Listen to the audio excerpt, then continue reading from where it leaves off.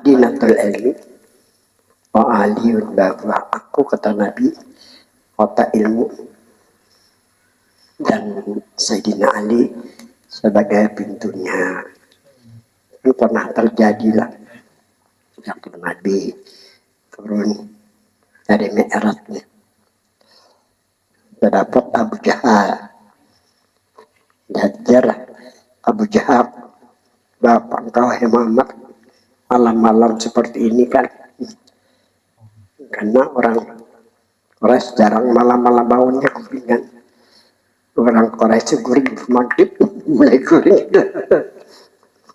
makan dari maghrib. Jadi orang Matapura ada mau makan maghrib karena sama warisi orang Quraisy jadi habis sisa kadang-kadang untuk orang Matapura kesanya jual lah. Nah ini kadang milih waktu lagi makan terus.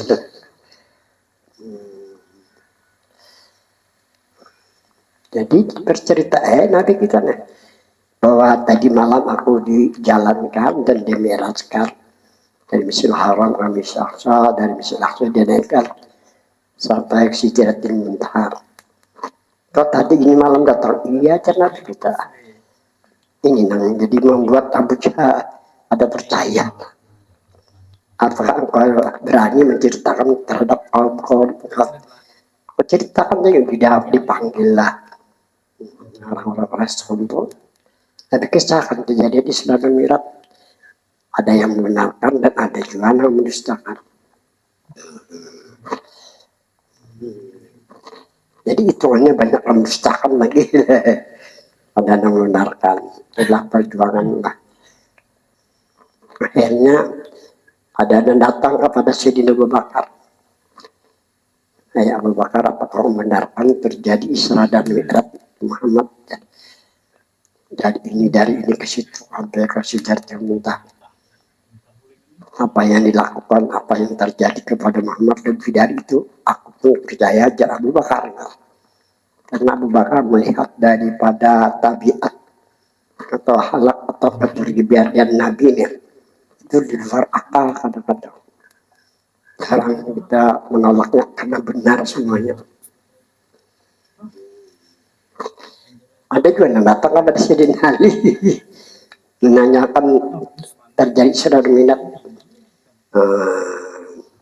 Nabi sudah menceritakan apa kau percaya hai Ali. Dan Sayyidina Ali pegang bawa antam Sayyidina. Ini jawabnya orang kada percaya, jangan aku mengatakan Nabi pun tidak dipercaya ya, itu Sayyidina Ali. Jadi Sayyidina Ali bentuk dari ilmu lah.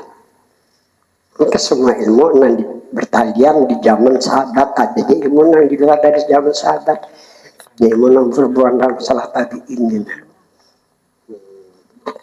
Kalau di sahabat itu ada banyak sih nih, yang sudah tabi'in ada sanggup lagi ngapalnya lah. Nah, dan ini usaha ikhtiar, kita berusaha ikhtiar utama sekali untuk mendapatkan berkah dalam hidup dunia dan akhirat. Dan jalan untuk tunduk dengan Tuhan. Disinilah letaknya ketenangan. Jadi sembahyang di jalan untuk mendapatkan berkah dalam kehidupan dunia. Caranya itu lihat di hadis qudsi nang ngaji juga dijelaskan sudah. Apa itu gak sab'an minal masani Al-Quran al-Azim kuberikan kepadamu hai Muhammad.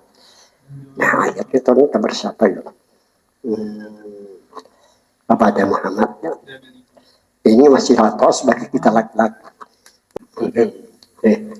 Kan menjadi apa itu caranya?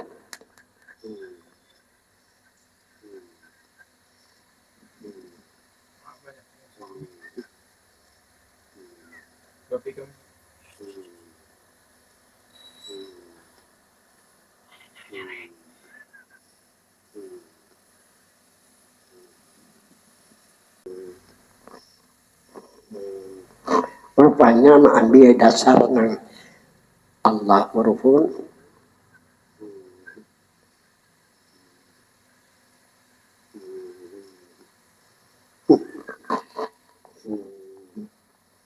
Nabi Allah Ruhun wa Muhammadun Jasad. Jadi sumbernya dari sini. Ini kan menurut kisah dari Dato Sapan Abdullah Hamid Bulong yang di Sungai Batang. Nah jadi kita lihat hadis qudsi apa itu ujar Tuhan kepada Nabi, aku berikan kepada engkau ini maksudnya Muhammad, ya kan? 7 ayat surah Fatihah. Ini surah jangan tinggal amalkan Fatihah.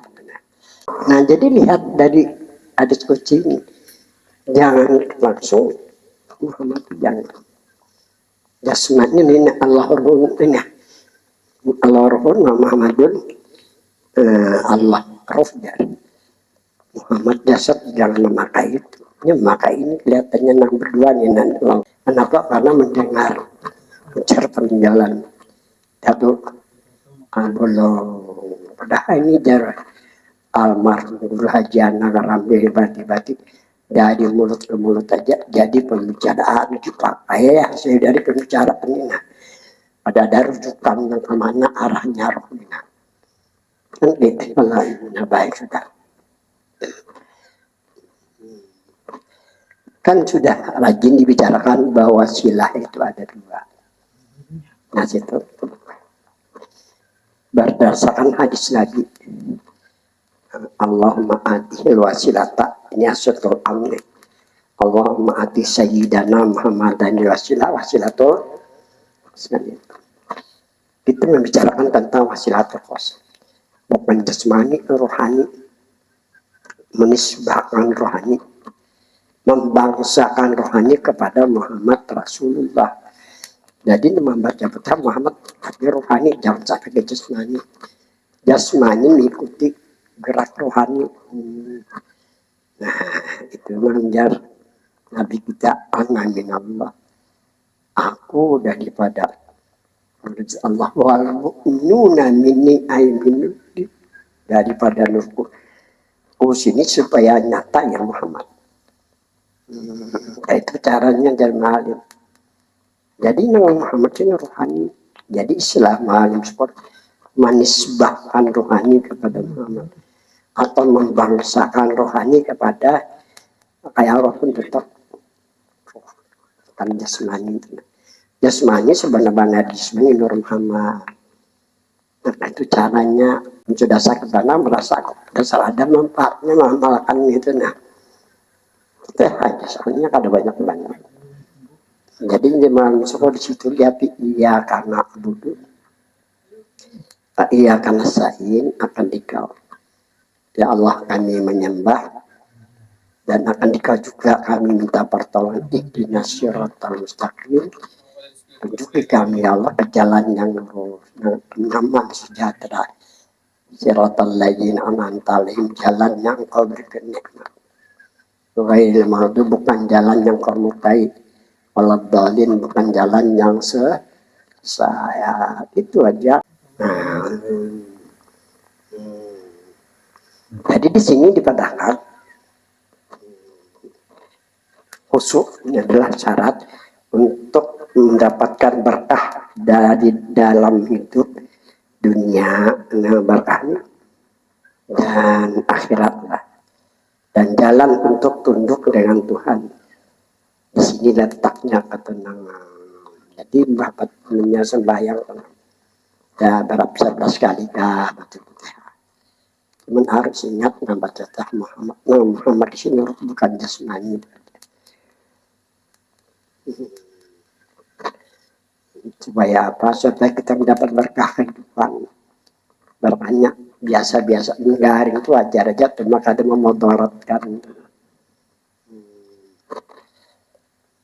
Soal bagaimana yang dimaksud sembahyang hakikat dan sembahyang khusyuk, tolong jelaskan. Jawab, sembahyang hakikat artinya sembahyang sebenarnya. Jadi arti sembahyang hakikat, sembahyang sebenar-benar diri kita. Kan hakikat itu artinya sebenar-benar diri nih. baik itu jasmani atau rohani. Sebenar-benar jasmani rohani adalah Nur Muhammad. Sembahyang hakikat ialah bahwa diri ini Nur Muhammad Sallallahu Alaihi Wasallam. Ini keyakinan perasaannya. Di saat berdiri betul, di saat ingin sembahyang, atau maupun kita nih, ini sudah tingkat Silatul Khosmah, atau maupun kita bahwa ini disebahkan kepada Muhammad Sallallahu Alaihi Wasallam, ruhan Muhammadian, ruh yang dibangsakan kepada Muhammad Sallallahu Alaihi Wasallam di saat berdiri betul atau di saat ingin sembahyang. Ini silatul khosmah. Kita boleh aja pas silatul kalau hendak silatul hendak berjaga sedikit, harus sedikit. Tapi jangan langsung sempurnakan jalan wasilatul amannya wasilatul khos dulu lah. Jangan tak bercakul, jangan jar mu'alim. Ada aturannya, istiqamah dulu pada wasilatul am. Ya kira-kira 100 hari kah. Nah, pindah wasilatul khos, jangan langsung. Supaya apa? Supaya memapakoh di antara hakikat asya sebenar-benar sesuatu dengan hakikat terus benar-benar supaya mantap, supaya cocok dengan. Karena kalau dibahas surat kelabakan, supaya mau apakah supaya cocok, nggak mau apakah jadi cari supaya cocok.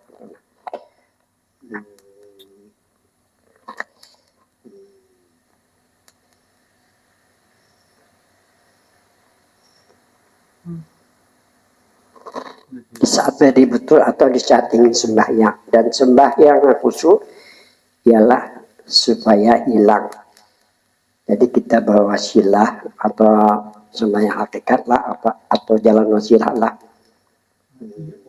atau khaslah supaya hilang dari gangguan iblis dan tenteram dan selamat dari urusan kehidupan. Itu tujuannya, supaya hilang dari gangguan iblis lah. Satu ya. Hadis Nabi Muhammad Sallallahu Alaihi Wasallam ati sayyidana Muhammad Daniel wasilah, datangkan ya Allah penghulu Nabi Muhammad sebagai wasilah. Jadi latih pedemitan secara mafhum barang. Nah, secara pengertian aja jadi aja. Amun hendak bakorina latihan dulu. Hendak bakorina. Dua, hadis Nabi Muhammad Sallallahu Alaihi Wasallam. Sallu kama ra'aitumuni usalli. Artinya sembahyanglah kamu seperti kamu lihat aku sembahyang. Lihat dan pandang kalimat usalli. Nah, lihat dan pandang kalimat usallinya dalam hadis ini. Dalam hadis ini fi'il mudhari, jadi usalli itu fi'il mudhari. Artinya sekarang dan akan datang. Pengertiannya pada hakikat bahwa Nabi kita sembahyang sekarang sampai akan datang sampai kiamat dengan melalui hakikat diri umatnya. Nabi tetap sembahyang sampai kiamat melalui hakikat diri umat, melalui orang menisbahkan rohani kepada Muhammad Rasulullah, melalui orang yang membahasakan rohaninya kepada Muhammad Rasulullah. Itu maksud sallu kama ra'aitumuni sallu. Jadi sesuai kaidah kan. Takanya jadi alim sallu kama ra'aitumuni shalla itu sedangkan sembahyang lagi sudah wafat kan. Ini usalli tetap Nabi sembahyang sampai kiamat melalui hakikat diri kita sebagai umatnya, nah berwasilah. Itu jadi kita disuruh hindari dari godaan dengan supaya khusyuk lah. Nah, sudah caranya pertama yang mengerjakan sembahyang adalah Nur Muhammad Sallallahu Alaihi Wasallam. yang mengajak sembahyang nambah diri nang rukuk. Nur Muhammad diri kita sebenarnya ini kadang-kala diterkecualikan, membujur-bujur merasa tenang dan sebagainya lah. Kedua, ini mengatakan wasilatul amnat. Kedua, yang mengerjakan sembahyang adalah mafhum kita, pengertian kita Muhammad Sallallahu Alaihi Wasallam. Pilih di antaranya mana antak jalan wasilatul amnat ataukah jalan wasilatul, pilih aja karena masalah. Boleh aja keduanya. Asal berwasilah, jangan kada wasilah. Karena diperintahkan Nabi dan Nabi menurut berwasilah lawan Nabi sendiri gitu. Itu jangan keluar dari hadis. Kaifiatnya, cara-caranya. Nah, perincikan pulang. Pertama, sebelum mengucap takbiratul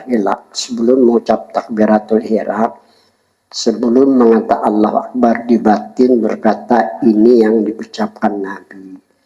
Jadi takbiratul ihram itu ucapan Nabi waktu Nabi mengerjakan sembahyang.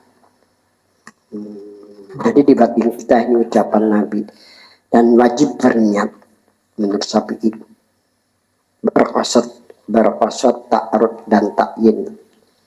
Di ketika mengatakan Allahu Akbar tidak boleh tidak berniat menurut Imam Syafi'i rahimahullah, dan tidak ada ruginya berniat waktu takbiratul ihram jika kita ingin mengikut Imam Syafi'i rahimahullah. Dan jika tidak berniat mengikut siapa kita dan sembahyang apa yang dikerjakan, ini niat qasad ta'arud ta'yin, qasad ta'arud dan ta'yin, menyatakan sembahyang yang dikerjakan, sembahyang asar, sembahyang maghrib dan isya lah, sembahyang subuh dan zuhur. Kedua,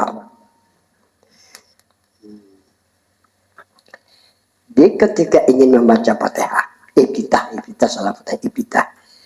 Nah, apa? Membaca tujuan itu. Di batin kita ini yang diucapkan Nabi kita. Nah, itu ucapan Nabi itu. Jadi sebelum membaca ini ucapan Nabi atau langsung aja ini mafhum kita Muhammad mengucapkan mulai. Kalau bisa ucapkan di batin sebagaimana diucapkan lisan. Artinya mengucap ibtitah lahir dan batin kalau kawa.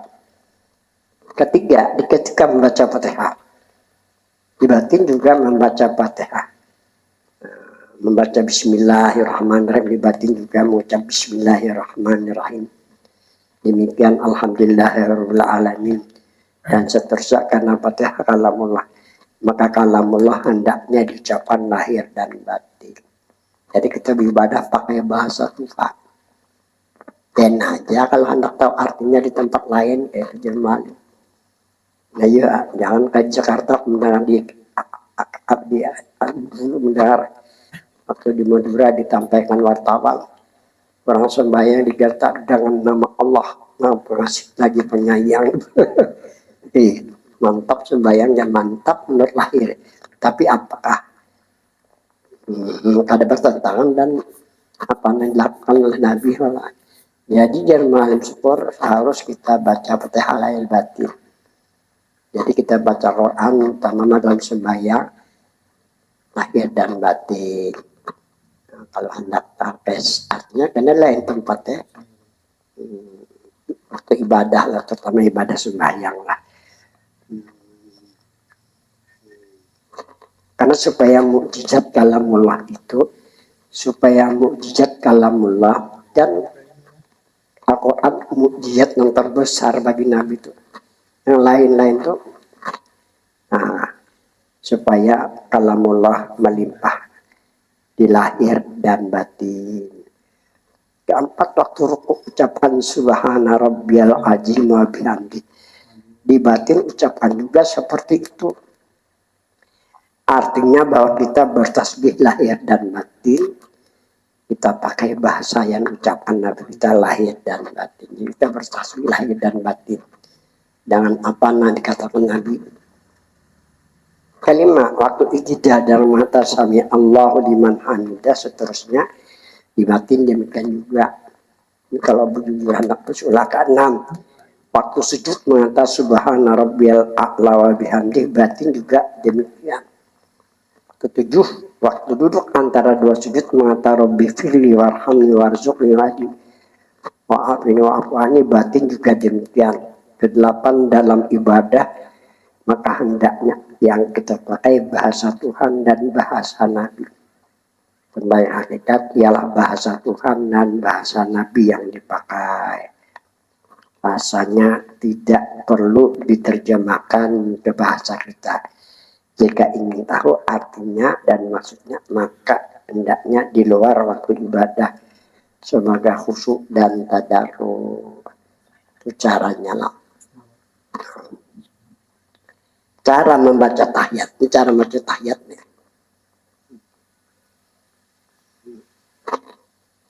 Satu, at-tahiyatul mubarakatus salawatut thayyibatullah. Ini kalimat diucapan Nabi kita. Batin mengatakan ini ucapan Nabi. Ucapkanlah kalimat ini lahir dan batin.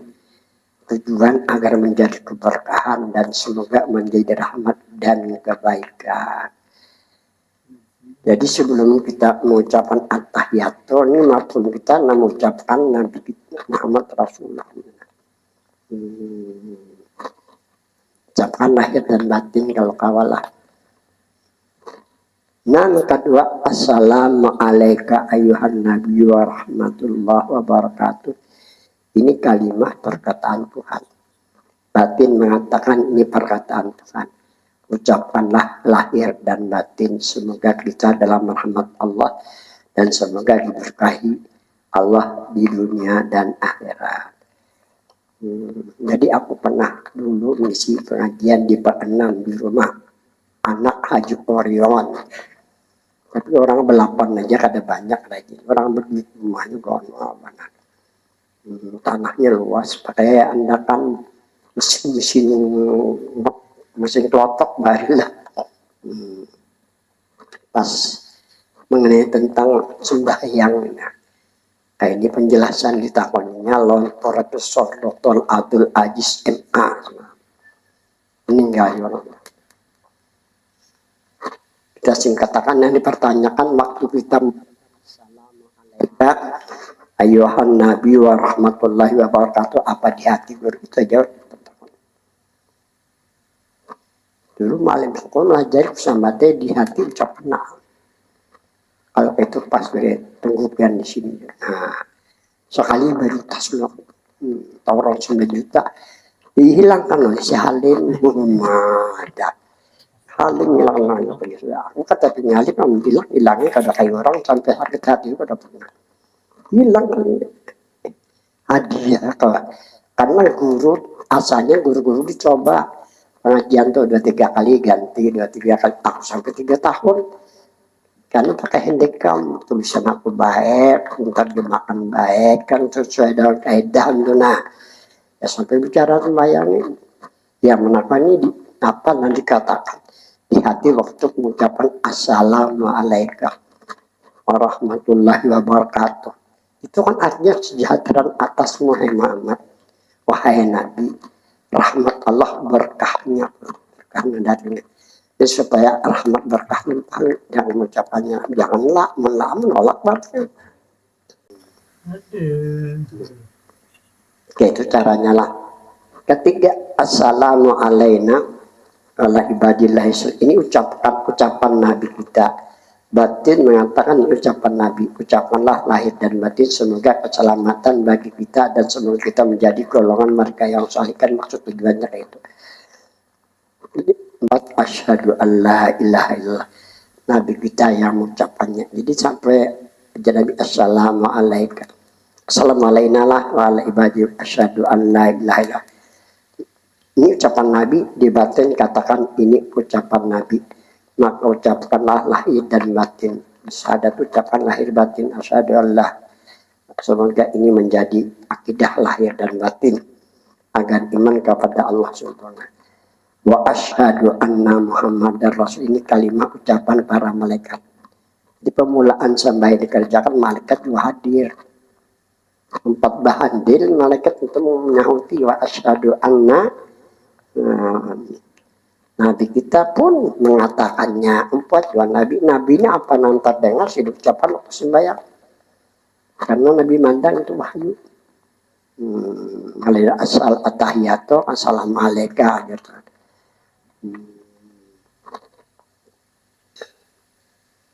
Maka katakanlah lahir dan batin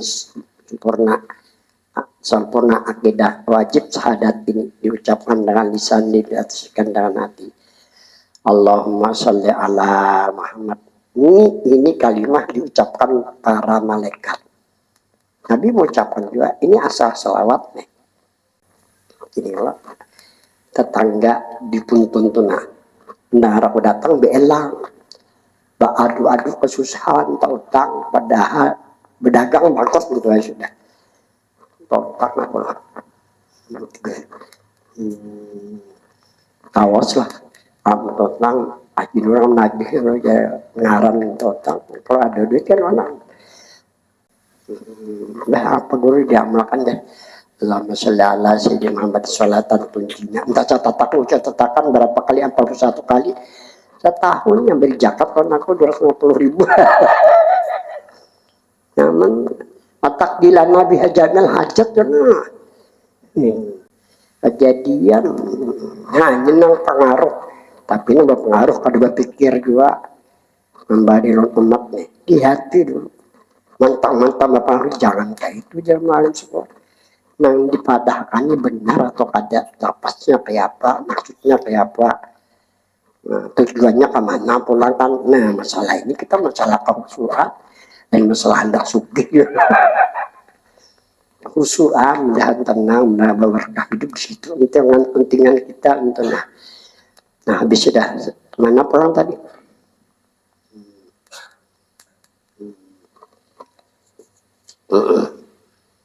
nah, ini kalimat diucapkan para malaikat diucapkan pula oleh Nabi kita dan ucapkanlah ya dan batin semoga mendapat syafaat. Ketujuh assalamualaikum warahmatullah. Ini kalimat diucapkan Nabi, ini ucapan Nabi nih. Ucapkanlah lahir dan batin semoga kita selamat dan semoga kita dalam rahmat Allah. Kedelapan, ada yang perlu dikatakan di batin. Naamlah. Oh, ini ada dipadahkan, ada pemalar aku di ilmu. Jadi di Ujar Rahman, ujar kaum, ujar Kalimantan pernah. Jadi guru Syamsuddin Taman Darussalam juga di sulit atas itu kemana-mana mencari ilmu sampai tak kaji nang jatuh bukti itu habis 5 juta aja ada ngundang aku situ jadi dipadahkan guru Syamsuddin guru Muhammad itu kata pemalar deh ilmu dasar pemalar aku sampai kan aja kalau pemimpinnya itu pada dilarang oleh malim. Nah jadi ada yang perlu dikatakan di batin naam ketika kita membaca assalamualaikum ayuhan nabiyu